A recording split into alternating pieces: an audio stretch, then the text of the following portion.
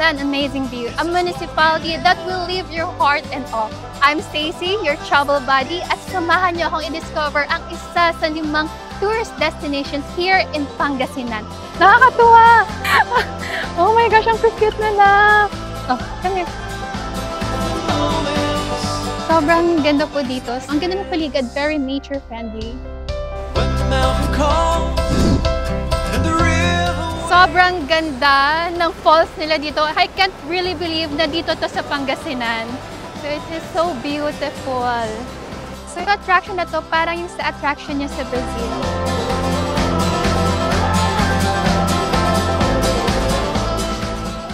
Lipad Natividad. Dito lang yan sa Biyaheng Pangasinan. Simulan na ang pasyalan. Pumasyal sa Pangasinan, balikan ang lahat na pagpasaya. Kalula, klaseng ang taglay na ganda.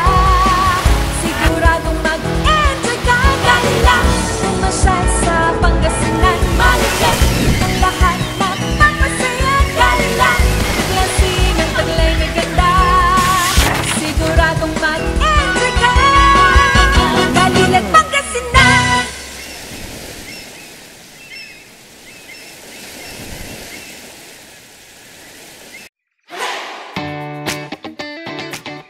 Outdoor or recreational activities ba ang hanap mo? Halina, pasyalan natin ang Arabs Integrated Eco Farm kung saan iba't ibang outdoor and fun activities ang i-offer nila para sa'yo. Bonus pa dito ang magandang tanawin na bubusog sa inyong mga mata. Ano pang hinihintay nyo? Let's G! So, bibigyan ka nila dito ng feeds, tapos kusa nang lalapit sa iyo mga ibon. Ang cute! Mga kalapati. Wala na po silang pagkain sa kamay ko. Pero... oh my gosh!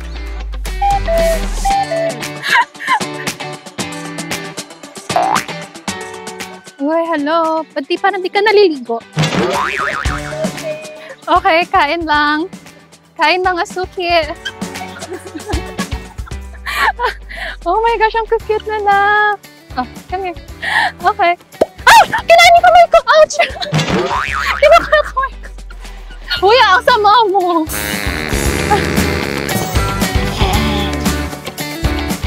Nakakagulat lang sila. Bigla-bigla silang dadapo.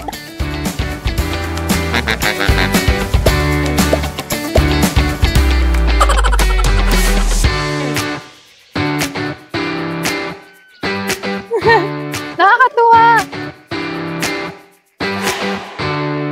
So today may special guest tayo tapos papakainin natin siya. Hello, Cloud! Wait lang! Interview muna! Kamusta ka lang sa Arabs? Oh, you're doing great! That's nice!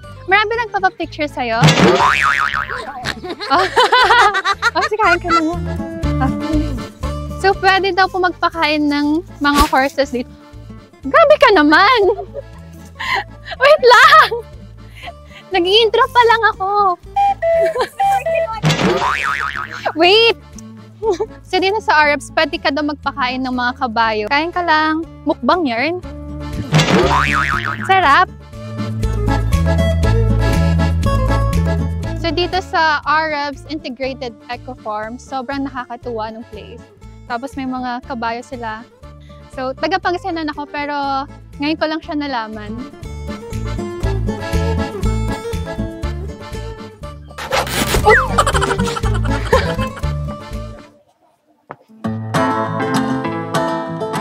Sobrang ganda po dito. Ito yung view deck nila eh. Parang ang simple lang, ang cute ng setup nila. Bagay na bagay dito sa setting na ginawa nila. Pagtingin mo dyan, may mga horses. Ang ganda ng paligid, very nature-friendly.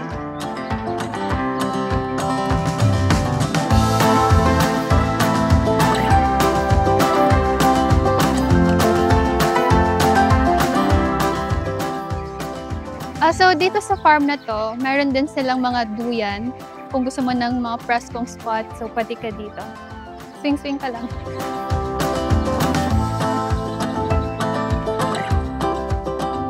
Kung may tinatawag na high chair, dito naman sa Arabs, meron tinatawag na giant chair. So tara, akyatin natin. Okay, literal na akyat talaga siya. So ito yung giant chair nila dito. Actually, maganda nga siya kasi pag nag-take ka ng picture, mas makikita yung view kasi naka-elevate yung upuan niya. So, uy, baka naman! Paano ko bababa? So, try naman natin yung mga recreational activities nila dito. Like, so, try naman natin yung archery nila dito. Oh! Ang galing ko. Okay, like, so, hindi naman sa pagmamayabang. First try. Like, no sweat. Wow! Joke lang. Pwede dito.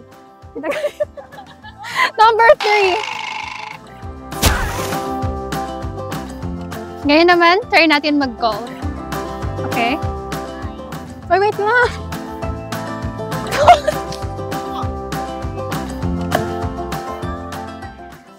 Andun po sa may bandang bundok sa may top po niya. Thank you po. Oh my God! Hindi ka.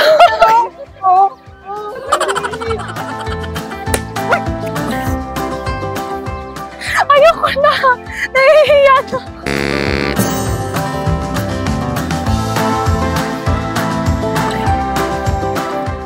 Hello! Welcome to my house. Uy, sino ka dyan? I think marami sa inyo, alam nyo kung saan inspired tong cute na bahay-bahay dito. This is inspired from The Hobbit. Kung napanood nyo na siya. Sobrang natuwa ako nung nakita ko to. Tapos na-experience ko pa siya dito sa loob. Parang, parang The Hobbit talaga siya. Yung vibe niya. So cool. So right now, pupunta naman tayo sa mga koi nila and papakainin natin sila ng mga koi feeds. Pag pumunta ka dito mo na matutupad yung pangarap mo maging isang Disney princess. Pag ganda ka lang.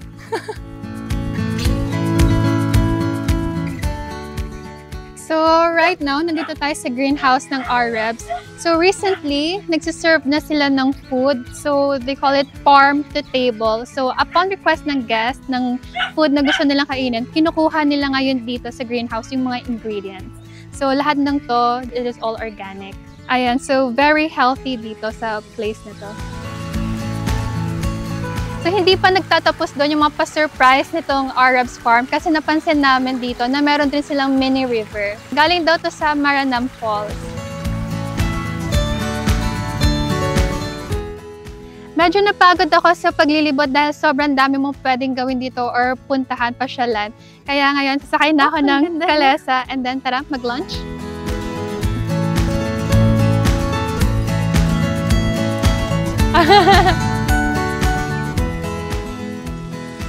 Ang ganda po ng farm ninyo. Kakain na!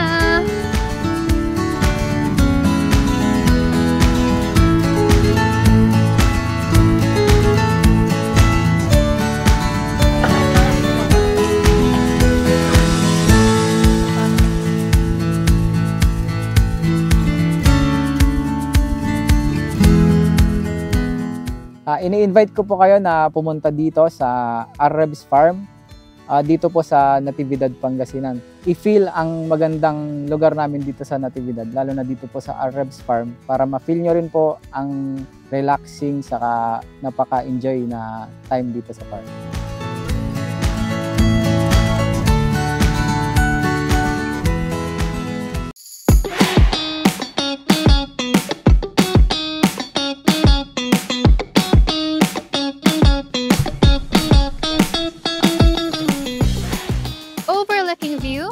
Searching and serenity ba ang hanap mo?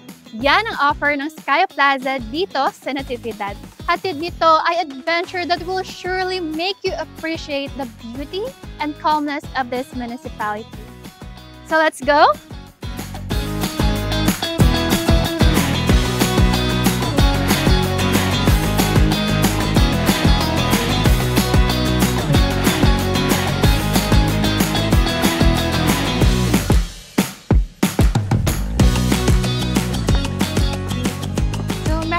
Mahigit 500 steps mula dun sa ark kanina sa baba, papunta dun sa Christ Redeemer.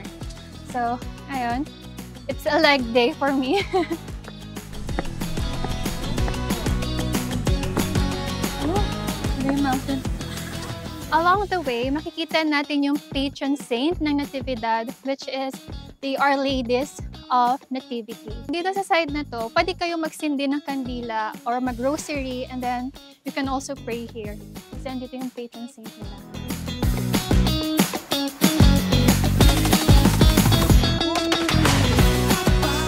So, nakakahinga na siya, pero kapag nakakita ka naman ng ganitong view, parang nawawala yung pagod mo. So, pwede ka magpahinga dito sa part na to, and then tingnan mo lang yung tanawin. Sobrang ganda. Ang kalmado. The overlooking view! Konti na lang.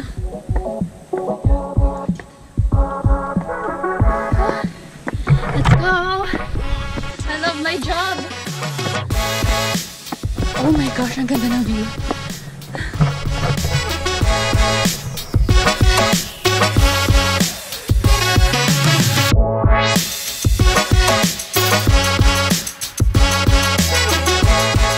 Okay, pag umakyat kayo dito, huwag niyo kakalimutan magdala ng tubig kasi nakakapagod siya, nakakahingal. But it's worth it naman. Basta magdala lang kayo ng water niyo. So ayan, konti na lang and then makakapunta na tayo sa Christ Redeemer. Last stair na to, papunta doon. Okay, sakayin natin to. Let's go!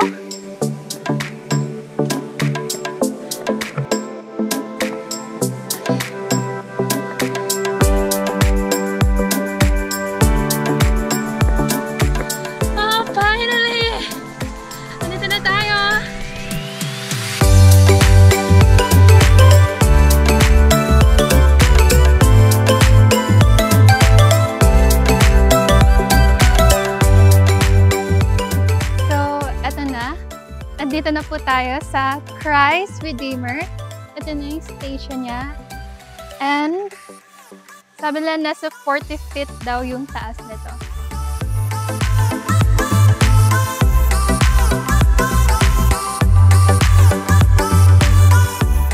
So yung attraction na to, parang yung sa attraction niya sa Brazil. Ayan, yung Ayat ni Hapo Jesus, Sky Plaza, Natividad, Pangasinan.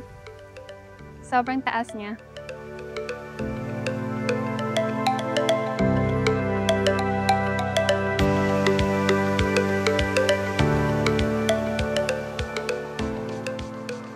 Parang dito side na to, bundok. Tapos sa side dun banda is the 6th district na, overlooking. Sa experience mo, pag-akyat pa lang nakakapagod na. Pero ang sarap sa taas, yung feeling. Maganda po kasi yung view dito, nakaka-relax po siya. Tsaka maraming pumupunta po dito. Sulit naman po yung pag-akyat nyo rito. Kahit pagod, maganda naman yung makikita nyo pagtapos nyo makakit yung taas na hagdan.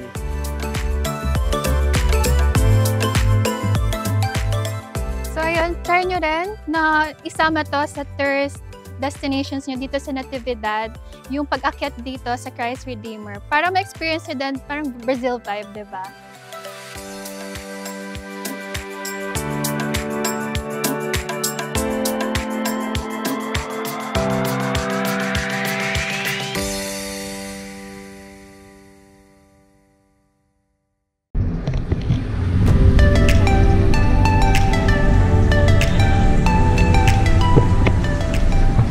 So, papunta tayo ngayon sa Maranum Falls. Galing tayo sa Sky Plaza and then sa baba lang siya nung pinag-stayan namin.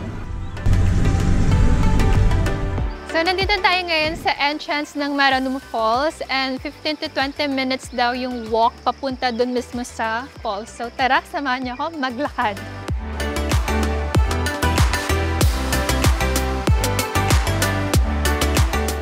Meron na ako natatanaw dito na parang ilog. Galing daw yung water nito sa Maranum Falls.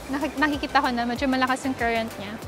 Ayan, tapos ang ganda ng view. Mountain siya sa likod and then ayan, river siya sa baba.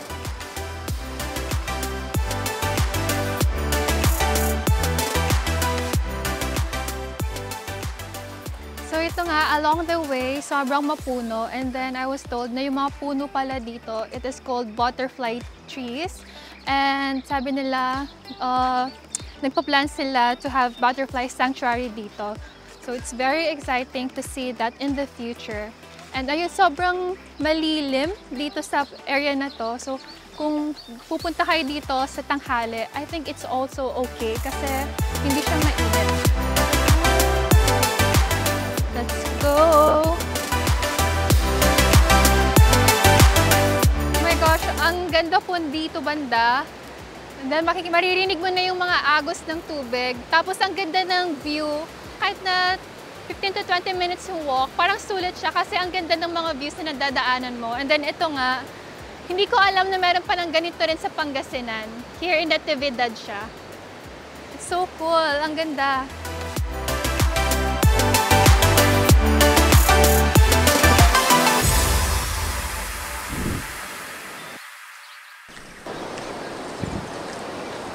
Ang lamig! Oops.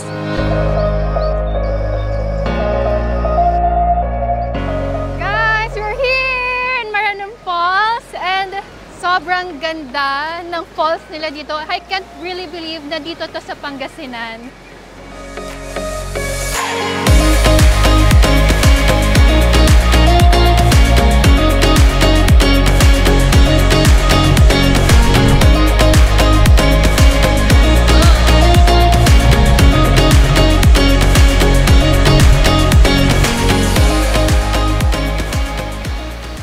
Welcome to Maranum Falls!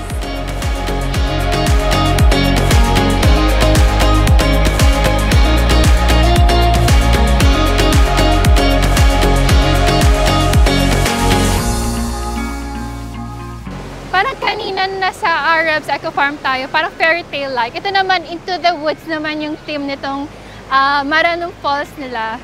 So parang yung Natividad, parang pang Disney, ano talaga siya, no? Pang mga Disney movies, pang Disney setting. So it is so beautiful. Parang sarap maligo, so good. Ganda.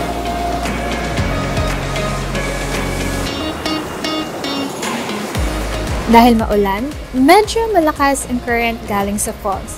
Pero tuwing summer, mas kalmado at mas dinarayo ito ng mga turista.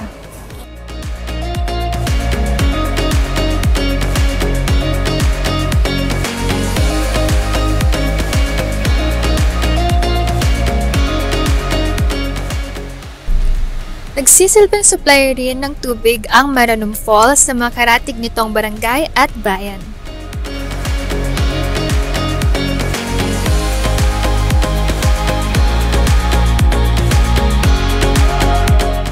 So it is really a must visit kapag pumunta po kayo ng Pangasinan.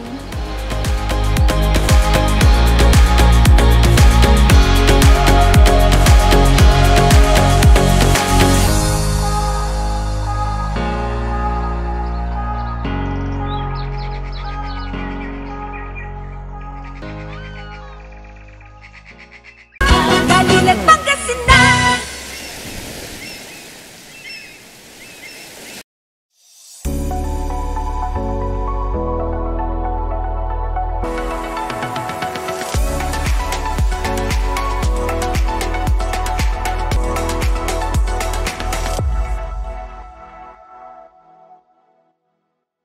Galing at Pangasinan.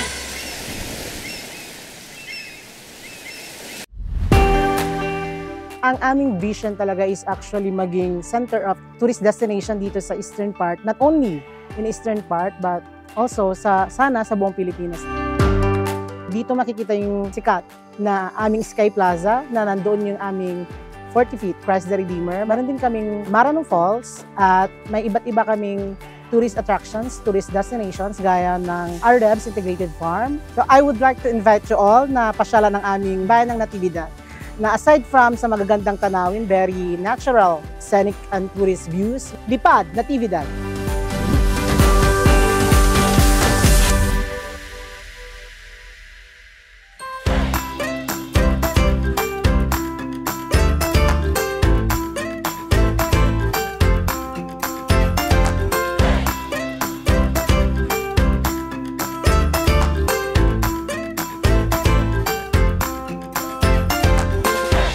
Dito Dito sa sentro ng Natividad, matatagpuan natin ang Dalipawan tree, which is considered as a centennial tree dahil sa edad nitong almost 400 years old.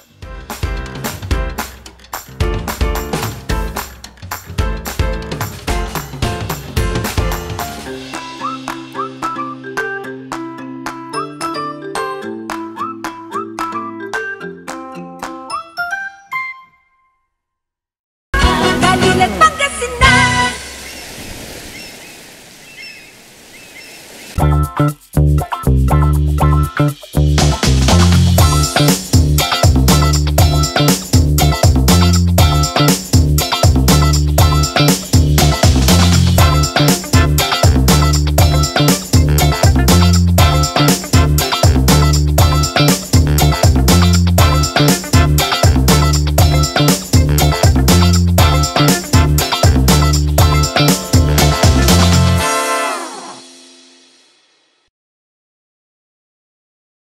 Galing at Pangasinan. At alam niyo ba na ang mushroom ay kilala as a meat alternative dahil sa taglay nitong protina? Kaya samahan niyo ako at silipin natin. Yung isang ganito, umaharvest ka ng 3/4 kilo hanggang siya ay masira. Oh, Tapos okay. umaabot siya ng 4 to 5 months. Depende po sa pag-aalaga. Everyday po, dinidiligan niyo din or spray. Opo. Yung dilig, yung spray lang talaga. Spray. Depende sa panahon. Pag summer, 4 na beses sa isang araw. Pag Opo. umuulan, kahit 2 beses lang, umaga at Opo. hapon. Ito po yung gamit para sa spoon. Ang kinukuha namin dati, ito kasi pag bagong tanim, kailangan niyang madilim at medyo mainit yung Opo. temperature para mag-grow siya na bagong tanim. Gaano po katagal dapat nakastore to Hanggang dito? ganito po ang itsura. May specific ganito. na itsura siya.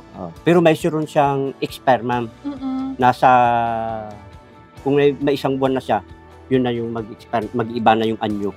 Kaya ito na spoon ay pwedeng itanim kung marunong kang gumawa kahit 20 lang o 30. Bakit? Mas malayo ka sa contamination. Yan yung tinatawag nila na green spoon. Pwede sa mais, pwede sa palay. Ngayon, ito yung green spoon na itatanim dito pag naluto itong fruiting bag. Itang tawag namin dito ay fruiting bag. Kasi itong puti na ito na yung magiging mushroom. Okay. Parang amag. Tubo na lang siya na palabas. Tutubo na siya. Pag napuno na yung puti, tutubo na yan. Yan na yung time na mag-harvest tayo na araw-araw. Pag maraming fruiting bag, marami kang mushroom. Pag konti lang, konti din lang. Kaya ang per kilo namin dito is 200. Kami na po yung pinakamurang mushroom sa Natividad.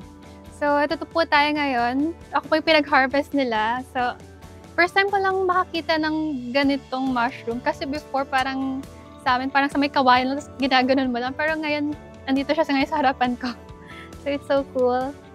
Tapos, ang ganda niya. Para siyang para siyang, kumbaga, para siyang shell, pero yung itsura niya, pero malambot. Ang ganda. Actually, hindi ko alam kung ang tawag din ba nila dito is puong. Kasi ang tawag sa amin is puong to. And then, kadalasan to niluluto ng papa ko. Parang nilalagyan lang yan ng asin and then ampalaya, something. Masarap siya. Napaka-enjoy magpitas ng ganito. Kasi parang isang hugot mo lang, kuha na. Ayan.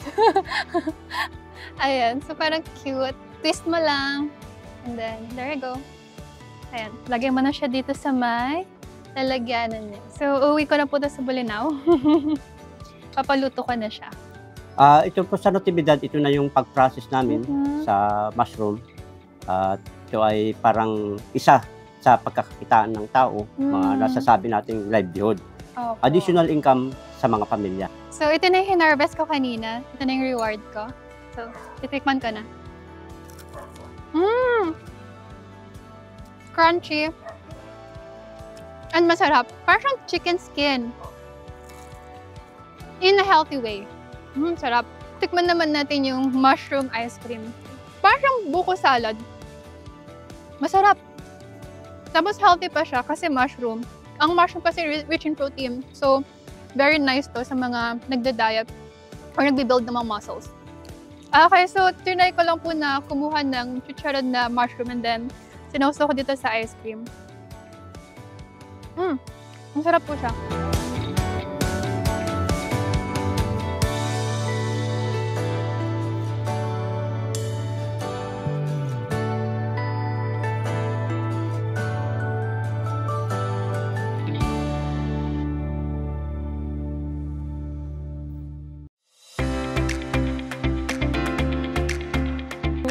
nagkaroon na kami na tinulungan kami ng DAR, DTI, nagkapatayo kami nito. Kaya ngayon, nandito na kami ngayon. Dito na kami ngayon nag-umpisa na gumawa talaga ng cassava chips na. Nakakarating na rin po doon sa Maynila sa tulong ng DTI. Silang tumutulong sa amin na ipopromote namin yung produkto namin. At ano pong ginagawa niyo po dito? Ito, yung pong cassava mixture namin, plina-flatten po namin. Tapos, para po may ready siya sa steaming. Yung green po dito sa aming mixture is malunggay leaves po yan. Malunggay. Ano na pong gagawin niyo dito? So, bago ka maglagay po ng mixture, lalagyan po muna natin siya ng oil. Okay. Then, kukuha ka po ng mixture. And then, tatakip po natin para po siya ay ma-flatten. So, actual, pag na-flatten po siya, lalagay mo dito sa lagayan and then sa steaming na po siya susunod. Pagkatapos po nito, lalagay sa steamer, yan na po yung outcome. And then, after po ng steaming, saan na po tayo next? Pag naluto na po yan, ibibilad naman po natin siya sa araw sa labas po. Pagkatapos po ng bilad, pag okay na po, dry na siya, sa packaging na po. So, may napansin lang ako na yung cassava nila dito, merong halo na malunggay leaves, so which make it more healthy.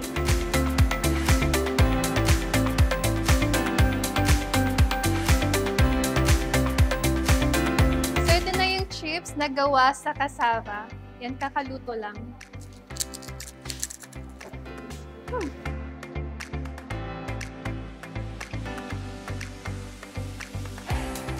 So, ayan, tikman na natin. Open ko lang. Ang bango niya. Ayan, tikman na natin. Since yung proper process nila, ini-steam nila and then dino-dry. So, pag kinain mo na siya, hindi siya matigas. Try this one. Sarap. Iuwi ko na ito ng Bolinao and ng Manila.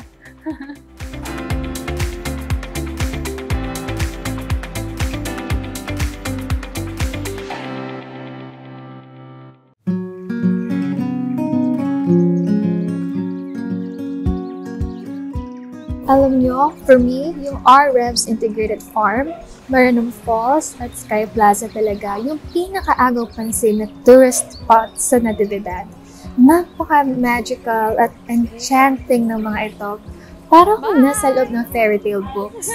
In RREVs, there are mountains and horses and of course, their back end inspired by The Hobbit. Tapos yung daan naman sa Maranum Falls has this scenic beauty na mapapatigil ka talaga sa paglalakad to appreciate what's in front of you. And when you get to see the falls at the end, it's like, wow, breathtaking. At sa Sky Plaza naman, hatid naman ito ay overlooking view at ang Christ Redeemer stages sa Tuktok. When I was here on these places, everything felt simple and beautiful. And I realized that the nature really has its own way of comforting you and making you feel in charge. There is a reason why Natividad is one of the top 5 tourist destinations in Pangasinan. And I think that is their beautiful sceneries. Nakakamangha ang mga lugar na napuntahan namin. Hindi ko mapigilang matuwa na parang bata sa ganda ng Natividad. The way we were enveloped by the trees as we went to Maranum Falls was so peaceful. The magical vibe of RREV's farm is giving you that feels of being in a fairy tale story. And the people of Natividad are so kind and accommodating. I can't wait to go back there with my family and friends. I want them to experience firsthand what I experienced. I'm holding steady for you, like a mountain that can't be moved.